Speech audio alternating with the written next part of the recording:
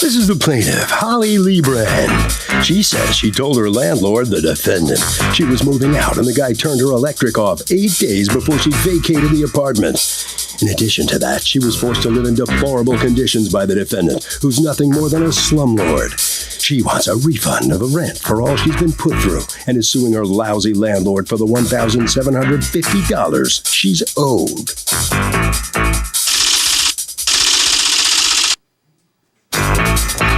This is the defendant, Trevor Beckingham.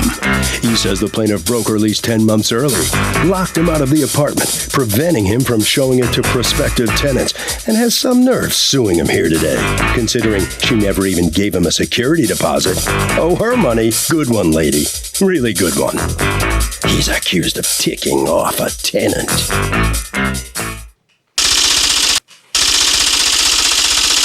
The defendant has filed a countersuit for $5,000 for the balance of the lease.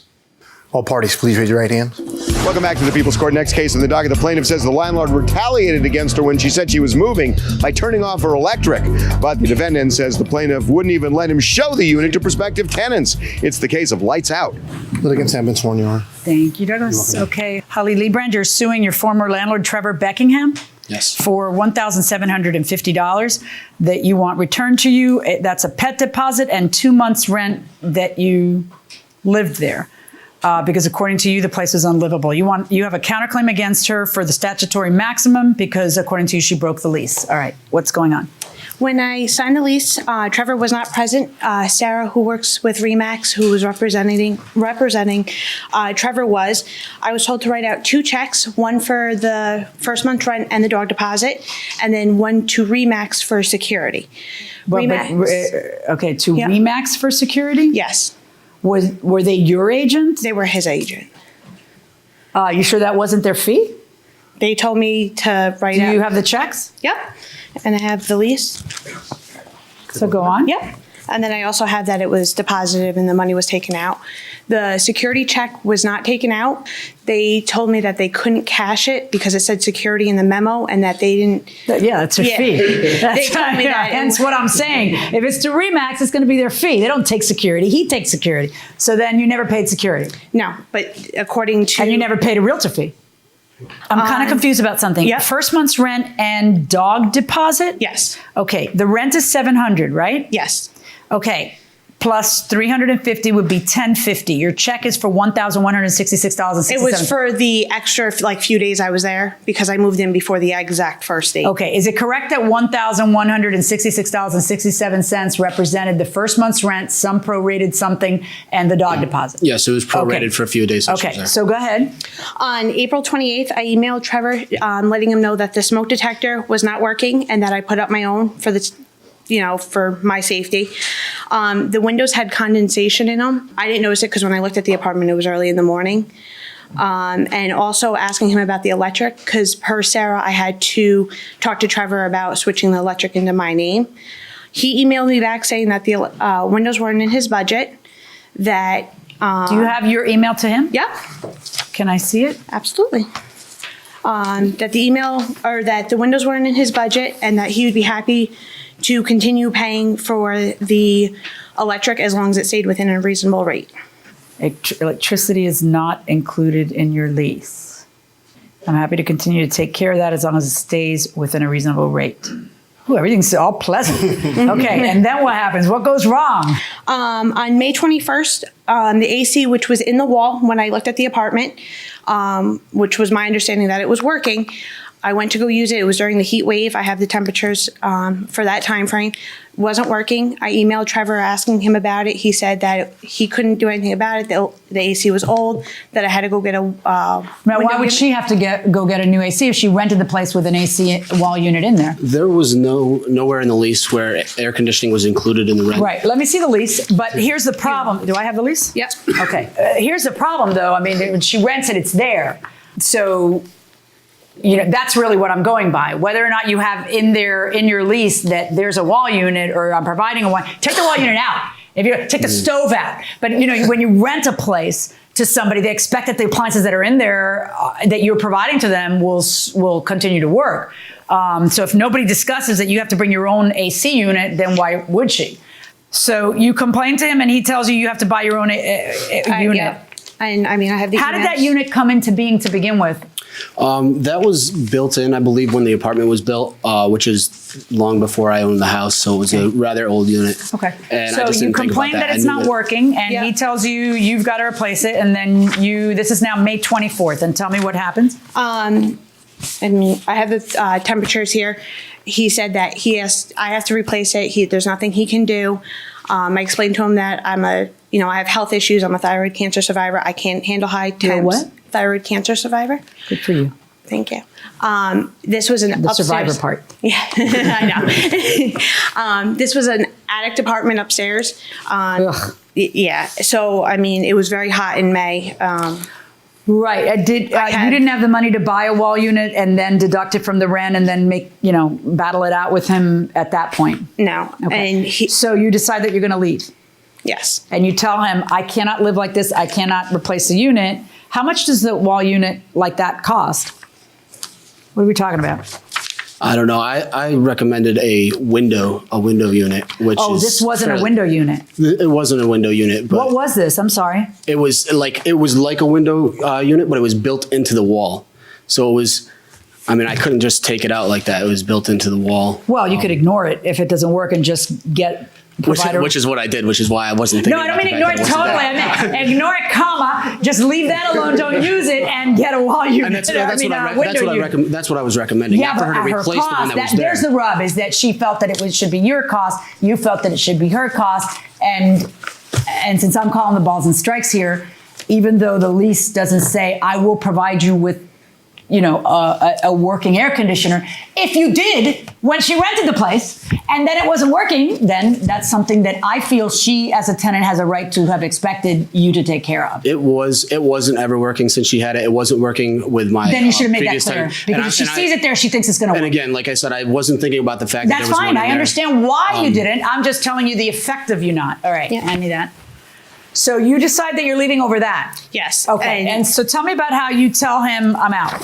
I sent a letter in the mail, certified with return receipt, stating my What date? on May 22nd, the day after.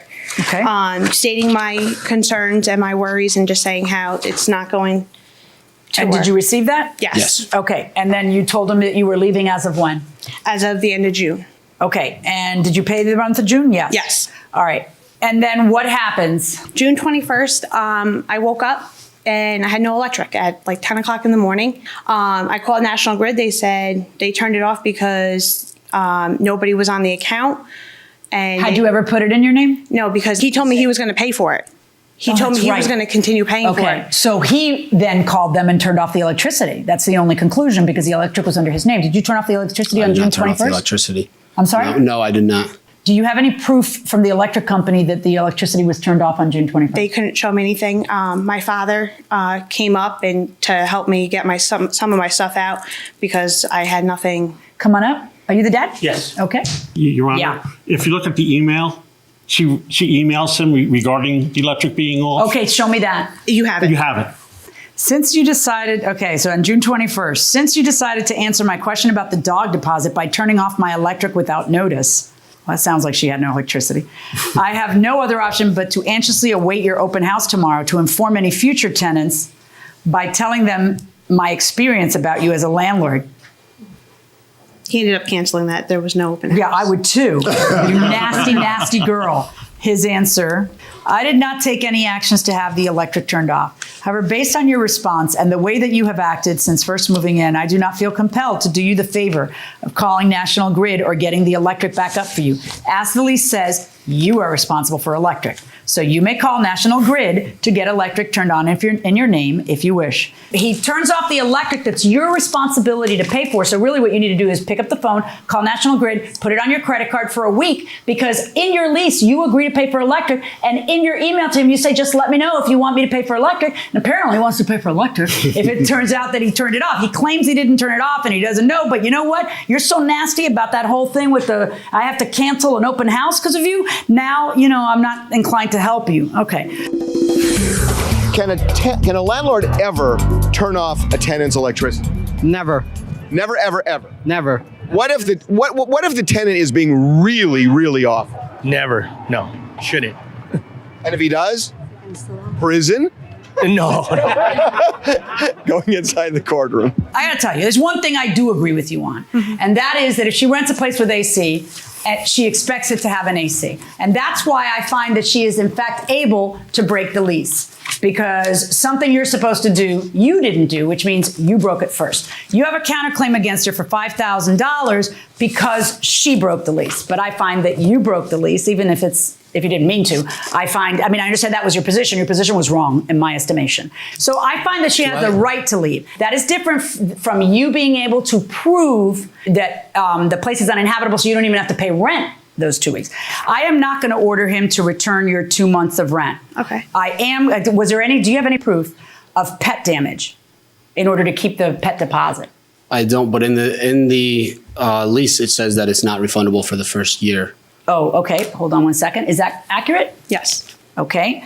And your position on that is? I couldn't stay in the apartment. Okay. And your position on what she said, because I kind of agree with her. If she can't stay in the apartment from something that I find to be a breach on your part, then why should she be punished for that? The intent of that is that you want her to stay a whole year. But if you want her to stay a whole year, then, you know. For one thing, I have pictures of the apartment that show the condition that it was in. It's beautiful. I have letters from both the former tenant that was in there before her in that specific apartment, as well as my tenant downstairs. Did they mention whether the AC worked when they were there? This one does make mention of the AC. What'd she say? She said that it does not work and that she used a window unit while she was in there. Gosh, and if you're on notice of that, why wouldn't you put that in the lease? Like I said, it was just something. Why wouldn't you tell the person? You didn't even meet her. It was just something that slipped my mind, the fact that the air conditioner was there, and to let her know that it didn't work. So yeah, like I said, that right there, that shows that she knew it, that it doesn't work. It doesn't matter that the last tenant knew it. You're picking up what I'm putting down, yes. Right? That unless she knows it, then she made a deal with you to live there based on what she saw the facts to be, and the facts were different.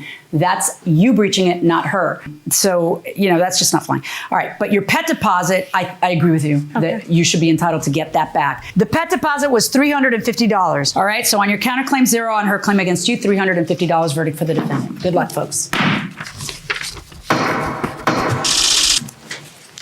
Let's get some comment from the defendant coming at her on the losing end of this case. What do you have to say? It was a learning experience. I wasn't aware that I had to make the air conditioner known, or else that it was included. It's never been something that's included, and it was just a mistake. So I'm just happy to put it behind me. Well, you understand the ruling that for all those reasons, you were the one who breached the contract first, right? I understand what the judge decided, yes. So you make some changes in the way you do business in the future in your next tenant lease? Like I said, I have already rented it out again, did make sure that they knew that the air conditioner was not working. All right. Thank you. Right this way and come on in here. And you satisfied how this comes out? Yeah. Yeah? Well, what was it like living there? It was miserable. It was so hot. I couldn't sleep during the day. I worked nights, and it was hard to kind of sleep and work and not get sleep. Mm-hmm. How's the pet? The pet's good. He stayed at my parents' house most of the time because he couldn't stay there if I couldn't stay there. Did he tell you that? No, but he enjoyed staying at my parents' house. And so where are you living now? I'm back living at my parents' house. Comfortable? So, yep. AC Comfortable works. for you? I'd rather not be home, but... Okay. Harvey? Okay, this is why it is so important to get a written lease when you move into a place, because there are all sorts of rights and responsibilities on both the tenant side and the landlord side. And if you all just leave it to hope, trust me, it ain't gonna work.